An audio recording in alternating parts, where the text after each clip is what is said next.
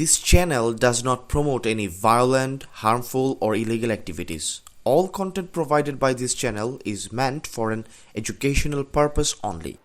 দ্বিতীয় দফা চেষ্টা করেও বাংলাদেশ শিপিং কর্পোরেশনের মালিকানাধীন বাল্ক ক্যারিয়ার এমভি বাংলার জয়যাত্রা হরমুজ প্রণালী অতিক্রম করতে পারেনি।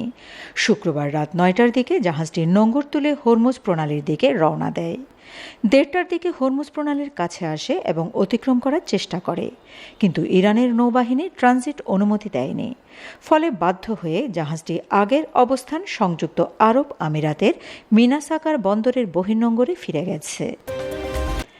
এর আগে গত ১০ই এপ্রিল সারবোঝাই এমভি বাংলার জয়যাত্রা হরমুজ প্রণালী অতিক্রম করার চেষ্টা করলে ইরানি কর্তৃপক্ষের কাছ থেকে অনুমতি পায়নি।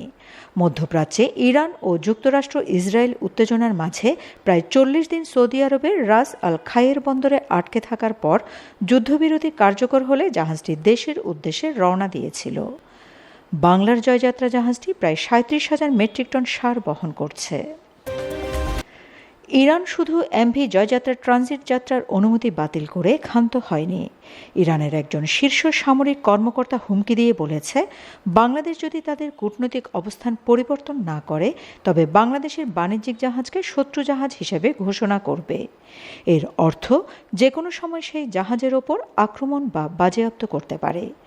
একটি স্বাধীন দেশের পতাকাবাহী বাণিজ্যিক জাহাজের প্রতি প্রকাশ্যে হুমকি দেশের ইতিহাসে বড় ধরনের অপমান ও ব্যর্থতা হিসেবে দেখছেন ভূরাজনৈতিক বিশ্লেষকরা।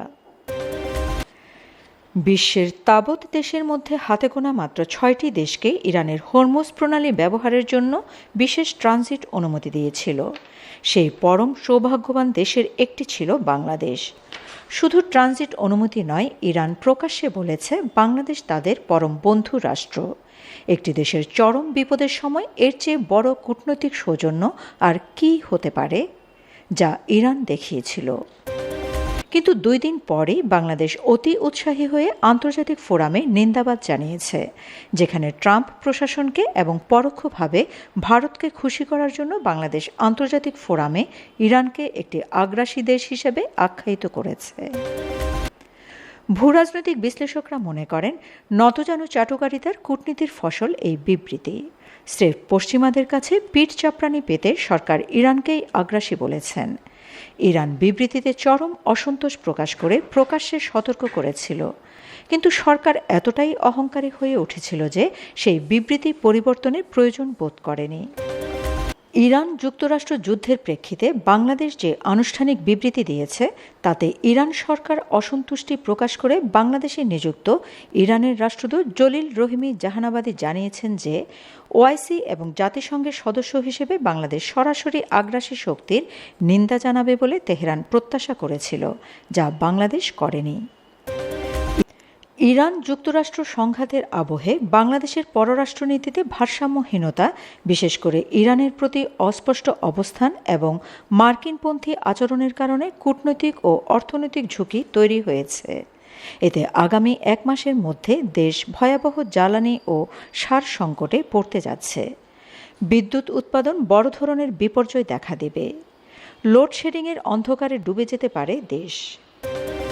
বিশ্লেষকরা মনে করেন, সুনির্দিষ্ট অবস্থান না নিয়ে নিষ্ক্রিয় বা মার্কিন বান্ধব নীতি অনুসরণ করা ভুল ছিল, যা তেহরানের অসন্তোষের কারণ হয়েছে। সেই চরম অদূরদর্শিতার মূল্য দিতে হচ্ছে বাংলাদেশ তথা বাংলাদেশের 18 কোটি মানুষকে। Shamima Chowdhury Shammi, BNA news 24। আমার সোনার বাংলা, আমি তোমার